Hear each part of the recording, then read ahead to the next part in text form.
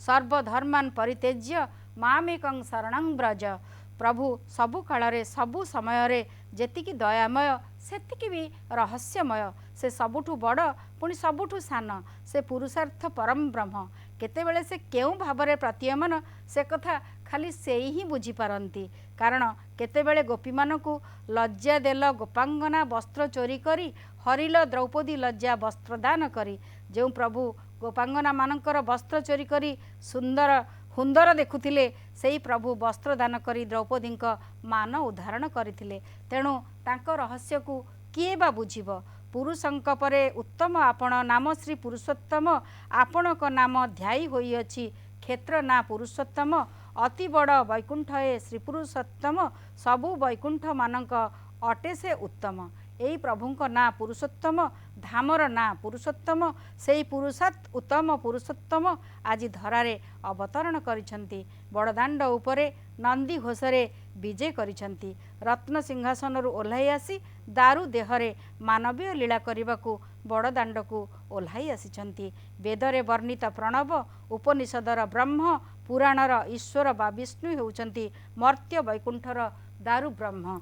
एवं देखंतु एबे उद्यत हो गले बलभद्रंकर तालध्वज रथ कला घोड़ारे सुसज्जित हो उठिछंती एवं विस्फारित लोचन रे बड़ ठाकुर भक्त मानकु चाहि बसिछंती। सबु सेवायत माने प्रस्तुत, डाहुक प्रस्तुत, घोड़ा माने काहाको अपेक्षा करिछंती, कहार इंगित को अपेक्षा करिछंती। एई जो जन समुद्र देखंतु जेमिति लहड़ी आसिले कि गोटे जगार गोटे समुद्र रे किछि गोटे बड़ बोईत चलीगले पानी गुड़िक जमती अस्थिर हो जाती, से भली भाव में भक्त माने देखंतु केमती अस्थिर हो उठिछंती जे यही रथ टणा को देखिबे। यही रथ टणा आज समग्र विश्व को चकित करुछि। मु मोर परवर्ती विवरणी प्रदान करबा पई मोर परवर्ती उद्घोषक को प्रदान करुछि।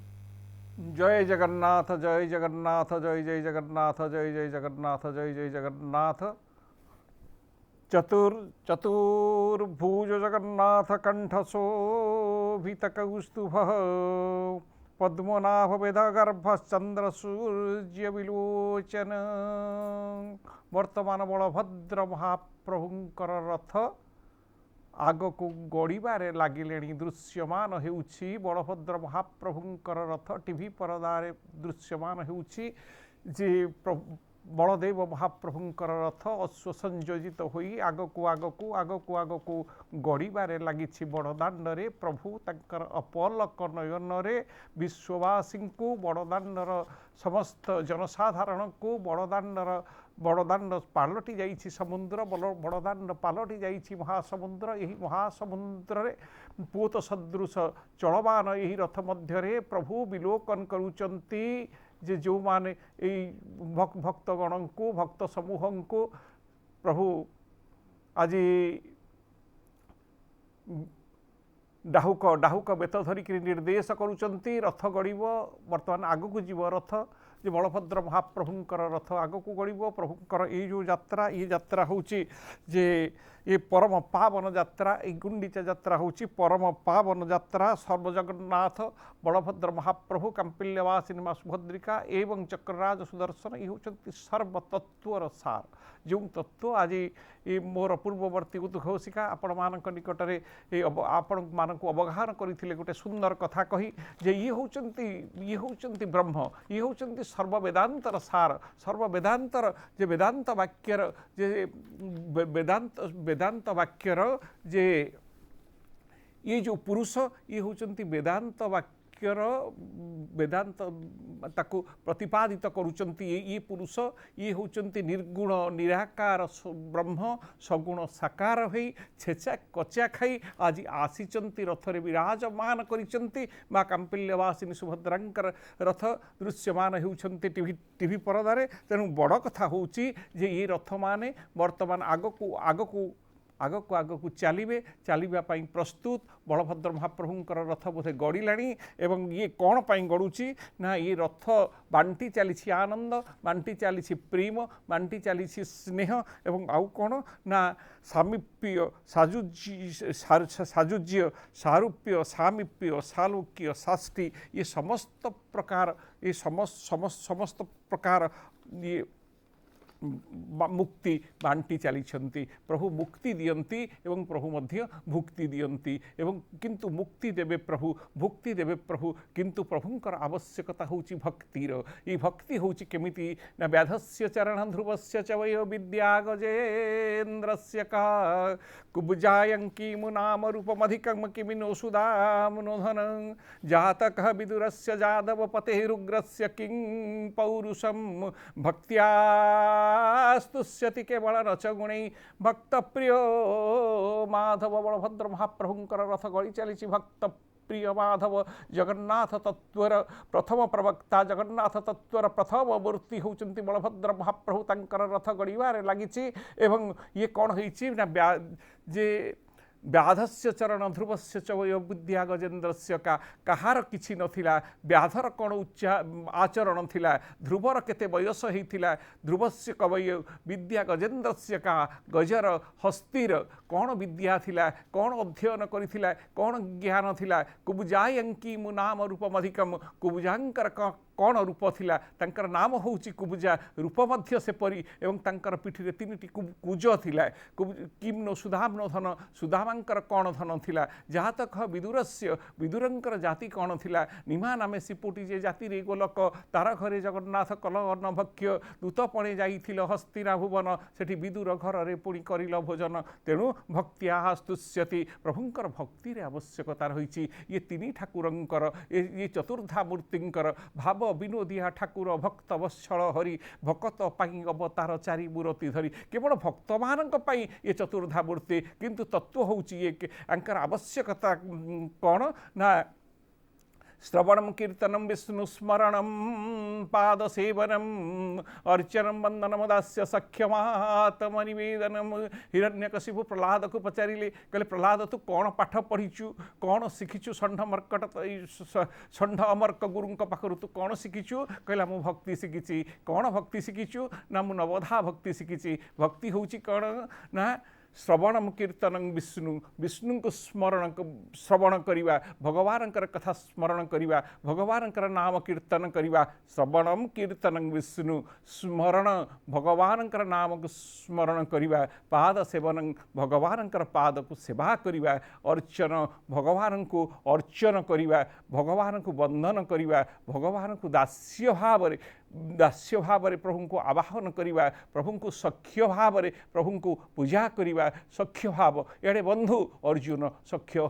सख्य सख्य भक्तिर निदर्शन और साक्ष्य आत्मनिवेदन प्रभु पाखरे आत्मनिवेदन करिवा जे ओडिशार व्यासदेव जगन्नाथ दास सुंदर भाव रे कलम कले कृष्णर श्रवण कीर्तन स्मरण चरण सेवन करिब तांक पूजास्तव चरणे दास पणे थीव हे प्रभु हे बलियार भुज हे बड़वाड़ रखाउंद आपणकर रथ गड़िलाणी बड़ दाण्डरे आपणकर रथ घर घर घोर घर घर घोषरे गड़ी चली भक्त माने टाणी नौचंती रथ को प्रभु आपणकर ई भक्ति दरकार कृष्णर भक्तिर आवश्यकता रही भक्तों पाखु आपण केवल सेतिकी चाहती कृष्णर श्रवण कीर्तन स्मरण चरण सेवन करिवो तांक पूजास्तव चरणे दास पणे थिवो सख्य भाव रे नेबदिन करिवो आत्मनिवेदन ये नव लक्षणे भक्ति जे नर गोविंदे करंती उत्तम विद्या बोली ताहा जेन्ही न लागे विष्णु माया आउ आपणकर माया से भक्त मानक प्रति प्रयोज्य हुए ताले माया कौन कि प्रभुंकर जो मेटेरियल एनर्जी जो भौतिक शक्ति भौतिक बादर शक्ति सी होची माया भगवत गीतार जे वर्ष 7.4 जे सप्तम अध्याय चतुर्थ श्लोक भूमि इरापो नलवायु खंग मन बुद्धि रेवच अहंकार इतिय में भिन्ना प्रकृति रष्टदा ये माया होची ये माया होची भगवानकर मेटेरियल एनर्जी माया होची भौतिक शक्ति ये भौतिक शक्ति कौथिरे तैयारी होईची ना खिति अप तेज व्यव मरुत झाक विज्ञान ये पंच महाभूतर तैयारी होईची प्रभुंकर ये मायिक शक्ति एवं ये भौतिक शक्ति तेणु या परवर्ती पर्यायर जिते विज्ञान यही पांचटी को आधारीभूत करी तार गवेषणा कार्य जारी रखी एवं परवर्ती पर्यायर प्रभुंक जो प्रयोज्य जे मन बुद्धि एवं अहंकार खं मन बुद्धि रेव च ये क्षिति अप तेज व्योम मरुत एवं मन बुद्धि एवं अहंकार ये मन बुद्धि अहंकार मध्य ये पृथ्वी ये जो भगवानंकर जे माइक माने मायार मायार अधीन तेणु एगुड़ाक मन बुद्धि अहंकार मध्य ये होची भगवानंकर मेटेरियल एनर्जी जहाँ आध्यात्मिक भाव में जे ये जो 8 प्रकार एनर्जी 8 प्रकार शक्ति ये होची प्रभुंकर जे माया शक्ति तेणु जे विज्ञान कहूँ 5 प्रकार शक्ति आध्यात्मिकता कहूँ 8 प्रकार शक्ति तेणु कहिबार तात्पर्य होउची ये होउची प्रभुंकर मायिक शक्ति ये होउची प्रभुंकर भौतिक शक्ति एवं ये जो शक्ति होउची प्रभुंकर लोहार एनर्जी निम्नतर शक्ति एवं प्रभुंकर आउ गोटे शक्ति अच्छी जो शक्ति पाई प्रभु आज बड़ दांड को आसीचंती से शक्ति होउची जीव शक्ति जो थे जीव मानक तैयारी होइचंती स्थावर जंगम भीम भई स्तुति चिंतामणि रे कहंती स्थावर जंगम कीट पतंग को ये पार्श्व देवता माने रथर दृश्यमान होउचंती जे प्रभु यही वार्ता दौरान जे समस्त भितर परमात्मा को अनुभव कर भीम भई स्तुति चिंतामणि रे कहउचंती जे जाति रे कंथ आजन्म अंध कवि भीम भई जे स्थावर जंगम कीट पतंग को चाहि देले अनुसरी तांकु जदि मु अवलोकन करूची तांकर आखि नथिला किंतु से अंतःचक्षुरे जेते बेले जगत को संदर्शन करुथिले समस्त भितर अनुभव करुथिले परमात्मा को सकल घटरे पुरी समान रे नुहे भेदाभेद करी हे प्रभु आपण समस्तंकर घटरे आपण अणुजीव ठारू आरंभ करी बृहत्काय नीलतिमी पर्यंत आपण एककोशी एमोव्याप्रोटियोस ठारू आरंभ करी नीलतिमी पर्यंत समस्तंक घटरे समान भाव में परिपूर्ण होइचंती मु ताहा भितर भेदभाव देखि पारु नाही आज ये 3 रथ सेही वार्ता को प्रचार करी साम्य वार्ता को प्रचार करी मैत्री वार्ता को प्रचार करी भातृभाव वार्ता को प्रचार करी आज विश्व एक परिवार यही वार्ता को प्रचार करी गड़ी चली बड़ दांडे घन बड़ दांडे घोर घर घर घोषरे ये गड़ी चली तेणु ये प्रभु जाऊँच कुआड़े बड़ सुंदर कथा मैडम आपन को अवगाहित करुले जे प्रभु द्रौपदी लज्जा निवारण करथिले किंतु अपर पक्षरे प्रभु कौन करथिले ना गोपांगना मानकर वस्त्र हरण करथिले कवि सूर्य बलदेव रथ कलम करती जे ओज शिल भोज गज जीवन हरणे तेज अर्पण कल कृपण नुही जे गभीर जले कुंभीर गल ग्रहणे कुंभीर जीव रक्षा कल कक्षा बही हे नीलाचल कलाकर सत किए मिछ नेल जहा देल ताहा एथकु किम पाई महा दाता पड़े पताका बांधिछ हे प्रभु आपण एते कृपालु कौन मो आपण कौन करिसंते ना ओज शिल भोज गज जीवन हरणे तेज अर्पण कल कृपण नुही आपण ये जो महाभारत युद्ध रे अश्वत्थामा नामक एक हस्ती रथरे माँ सुभद्रांकर रथरे वर्तमान घोड़ा माने जोचा जाउचंती एवं परवर्ती पर्यायर ये रथ आग को गड़े एवं आपण कौन करिसंती ना से जो आपण महाभारत युद्ध रे अश्वत्थामा नामक हस्ती को निधन करथिले एवं परवर्ती पर्यायर आपण गोटे हस्ती जेतेबेले जे कुंभीर कबलित होइथिला आपण ताकू जीवदान देइथिले गोटे हस्ती को मारिले गोटे हस्ती को जीवन देले नेल जहा देल ताहा एथकु किम पाई महा दाता पणे पताका बांधिछ आपण एडे बड़ दाता कोठु हेले जे भक्त कवि पुणी कवि कहउचंती जे गोकुल कल धौत गौरांगींक महत नेइथिबा सकाशरु हरि गोकुल कलधौत गोकुल ब्रजपुरर कलधौत कहले सुवर्ण गोपपुरर सुवर्ण वर्णा गोपांगना मानकर महत्व को आपण नहीं अर्थात आपण वस्त्र चोरी कले केउं गोपु माने कहउचंती केउं अरण्य रे केउं गोपीठारे नोहिछि डकाई तपण केवल आज परिजन्ते नथिला पिंधिला वसन हरण कृष्ण हे कल एबे भल उपाय केवण हुई गोपे आउ रहिबा स्नान ठावरे चौर भय तेणु आपण गोपांगना मानकर वस्त्र चोरी करथिले पुणी अपर पक्षरे बलभद्र महाप्रभुंकर रथ गड़ुचंती एवं ये वार्ता दौचंती साम्य मैत्री वार्ता दे गड़ी चलीचंती हे प्रभु आपण आउ कौन कले ना द्रुपद नृप नंदना महत कर वेदना विनाशने हेल धन्वंतरी आपण जे द्रौपदींकर कुरुसभा तले आपण द्रुपद नृप नंदना होउचंती द्रौपदी तांकु विवसन कला बेले कुरुसभा तले आपण ତାଙ୍କୁ ବସ୍ତ୍ର ପ୍ରଦାନ କରିଥିଲେ। 55 କୋଟି ବସ୍ତ୍ର ଏ ବୋଲୁଥିଲେ ଆମର ବାଣୀଭୂଷଣ ଶାସ୍ତ୍ରୀ ମହୋଦୟ ଯେ କୁରୁପତି ସଭା ତଳେ ଦ୍ରୌପଦୀଙ୍କି ନେଲା ବେଳେ ସତୀ ବିବସନ କାଳେ ଚିନ୍ତିଲେ ଯେଣୁ ଯେ ଆତଙ୍କ ନାଶନ ବା ନା ବିପଦକୁ ବଜ୍ରସେନା 55 କୋଟି ବସ୍ତ୍ର ଦେଲଟି ତେଣୁ ସେହି ପ୍ରଭୁ ନୁହଁ କି ତୁମ୍ଭେ ଦୁଃଖୀ ଜଣାଇଲେ ଦୁଃଖ ନ ଶୁଣ ଏବେ। ସେଠି ତାଙ୍କୁ ବସ୍ତ୍ର ପ୍ରଦାନ କରିଥିଲେ। ପଡ଼ିଛି ପାଟ ପତନି ନେତ ରଙ୍ଗ ସୁକଳ ଅନେକ ବସ୍ତ୍ର ଗୋଟିକି ଗୋଟି ବସନ ଧୂଷା କାଢ଼ି ପକାଇ ଯେ। ତେଣୁ ପ୍ରଭୁ ଆପଣଙ୍କର ସେମିତି କିଛି ଗୋଟେ ବଡ଼ ପଣିଆ ନାହିଁ। ତେବେ ଯାହା ହଉ ଇଏ ହେଉଛି ଅଭିମାନର ସ୍ୱର, ଇଏ ସ୍ୱର ହେଉଛି ଅଭିମାନ ବ୍ୟଞ୍ଜକ ସ୍ୱର। ଆଜି ଭକ୍ତ ଇଏ ହେଉଛି ଭକ୍ତି। ଇଏ ପ୍ରଭୁଙ୍କର ଏଇ ଯେଉଁ ଏଇଟା ମଧ୍ୟ ମାନେ ପ୍ରଭୁଙ୍କୁ ଯେ ଭକ୍ତ ଅଭିମାନରେ ପ୍ରଭୁଙ୍କୁ ଭକ୍ତ ଅଭିମାନରେ ଗାଳି ଦିଏ।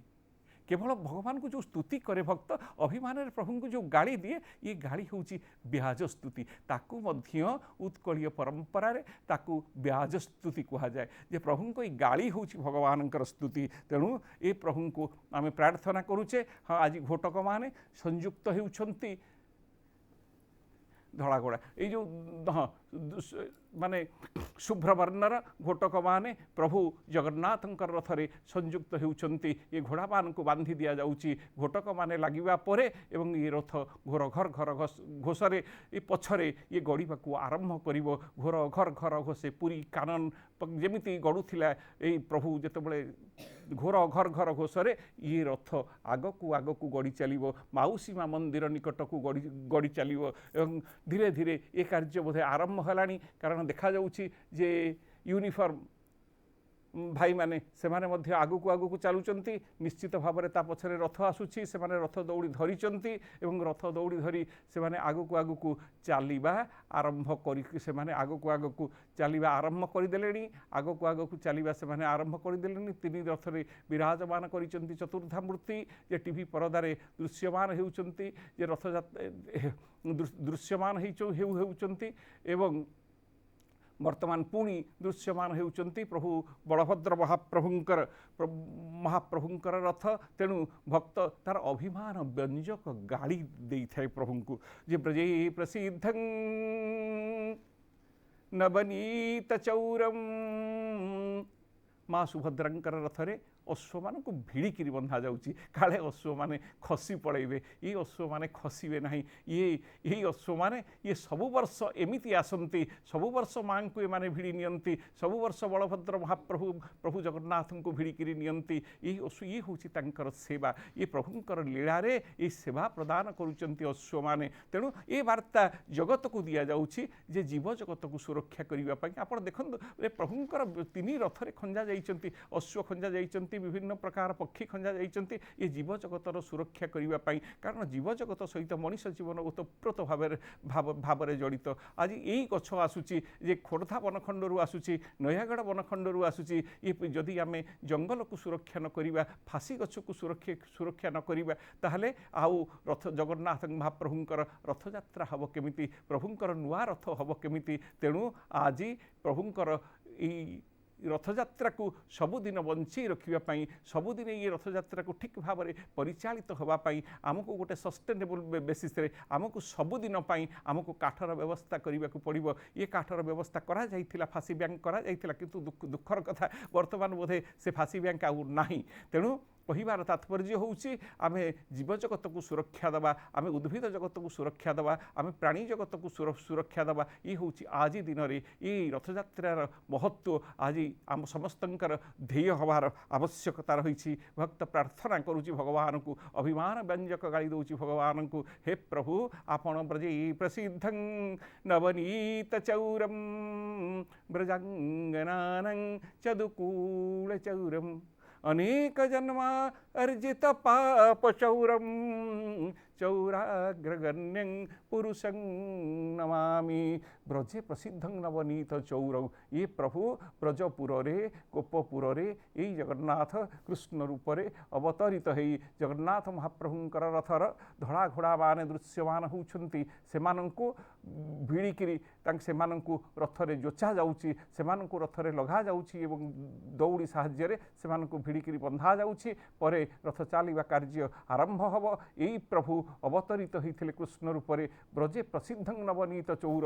ଏ ଚୋର କେତେବେଳେ ପ୍ରସିଦ୍ଧ ହୋଇନଥାଏ, ତେଣୁ ପ୍ରଭୁଙ୍କ ପାଖରେ ଯେହେତୁ ପ୍ରଭୁ ଚୋରି କରୁଥିଲେ, ଏଠି ପ୍ରଭୁଙ୍କ ପାଖରେ ଲାଗିଛି ଯେ ବ୍ରଜେ ପ୍ରସିଦ୍ଧଂ ନବନୀତ ଚୌର, ଯିଏ ବ୍ରଜପୁରରେ ନବନୀତ ଚୌର ଭାବରେ ଲବଣୀ ଚୋର ଭାବରେ ଭାଇମାନେ ଭଉଣୀମାନେ ତାଳି ମାରି କୀର୍ତ୍ତନ କରୁଛନ୍ତି। ଇଏ ହେଉଛି କୀର୍ତ୍ତନ କୃତେ ଯତ ଧ୍ୟାୟତେ ବିଷ୍ଣୁ ତ୍ରେତୟା ଯଜତ ମକ୍ଷୀ ଦ୍ୱାପରେ ପରିଚର୍ଯ୍ୟାୟଂ କଲୋ ତତ ହରି କୀର୍ତ୍ତନାଥ। ସୁନ୍ଦର ଭାବରେ କୀର୍ତ୍ତନ କରୁଛନ୍ତି, ସୁନ୍ଦର ଭାବରେ ହାତକୁ ହାତ ଧରି ୟାକୁ ପୁବେଇ କୁହାଯାଏ, ୟାକୁ ବୁଲି ଯାଉଛନ୍ତି ଭାଇମାନେ। ଠିକ୍ ଅଛି, ଏ କାର୍ଯ୍ୟକ୍ରମ ସେଠି ଚାଲିଛନ୍ତି ଏବଂ ବ୍ରଜେ ପ୍ରସିଦ୍ଧଂ ନବନୀତ ଚୌରମ୍ ଖାଲି ଲହୁଣୀ ଚୋରି କରୁଥିଲେ ବୋଲି କଥା ନୁହେଁ, ବ୍ରଜାଙ୍ଗନାନାଂ ଚ ଦୁକୁଳ ଚୌରମ୍ ଆମେ ଆଲୋଚନା କରୁଥିଲେ ବ୍ରଜପୁରର ଗୋପାଙ୍ଗନା ମାନ ଦୁକୁଳ ଚୋର ପିନ୍ଧା ଲୁଗାକୁ ଚୋରି କରୁଥିଲେ। ଇଏ ପ୍ରଭୁ ଯେକୌଣସି ଜଣେ ଯେକୌଣସି ବ୍ୟକ୍ତି ଏ କାର୍ଯ୍ୟ କରିପାରିବ,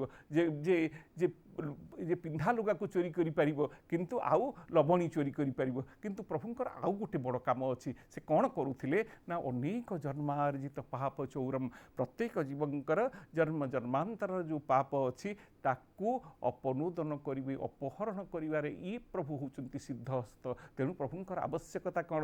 କେବଳ ଭକ୍ତି ମାଧ୍ୟମରେ ଏଇ କଥା ସମ୍ଭବ ହୋଇପାରିବ। ସେଇ ଚୌରାଗ୍ରଗଣ୍ୟ ପୁରୁଷ ଆଜି ଜଗନ୍ନାଥ ରୂପରେ ଭଗବାନ କୃଷ୍ଣ ବିରାଜମାନ କରିଛନ୍ତି। ଚୌରାଗ୍ରଗଣ୍ୟ ପୁରୁଷଂ ନମାମି। ତେଣୁ ମା ଲକ୍ଷ୍ମୀ ମଧ୍ୟ ପ୍ରଭୁଙ୍କୁ ଗାଳି ଦେଇଛନ୍ତି, ଯେ କି ଆମେ ଏ କଥା ମାଧ୍ୟମରେ କହୁଥିଲେ ଯେ ଲକ୍ଷ୍ମୀକି ଯେତେବେଳେ ବଡ଼ ଭାଇଙ୍କ କଥାରେ ପ୍ରଭୁ ମା ବିଦା କରିଦେଇଛନ୍ତି, କହିଛନ୍ତି ଲକ୍ଷ୍ମୀ ଯାଅ, ଲକ୍ଷ୍ମୀ ତୁମ୍ଭରେ ଗୋ ପ୍ରୟୋଜନ ନାହିଁ, ଧିକ୍କାର ବହୁତ ମୋତେ କଲେ ଜ୍ୟେଷ୍ଠ ଭାଇ। ଲକ୍ଷ୍ମୀ କହୁଛନ୍ତି ଯେ ତୁମ୍ଭ ଜାତି କୂଳଗୋତ୍ର ଠିକଣା ନଥାଇ ପ୍ରଭୁ ହେତୁ ସବୁ ଯାଉଅଛି ଗୋପ୍ୟ ହୋଇ। ଆପଣ ବଡ଼ ଲୋକ ବୋଲି, ଆପଣ ପ୍ରଭୁ ବୋଲି ଏଗୁଡ଼ାକ ସବୁ ଲୁଚି ଯାଉଛି।